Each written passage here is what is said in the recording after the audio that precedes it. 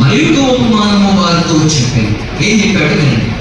పరలోక రాజ్యము ఒక స్త్రీ తీసుకొని పిండి అంతయు పులిసి పొంగు వరకు 3 కొంచెముల పిండిలో దానిని దాచి పెట్టిన పుల్లని పిండిని పోలి ఉంది. స్తోత్రం చెప్పండి. స్తోత్రం చెప్పండి.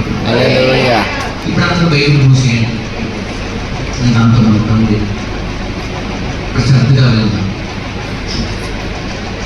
పుల్లని పిండి, 3 కొంచెల పిండి,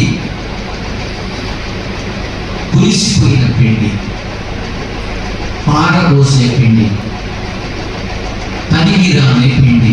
హల్లెలూయా.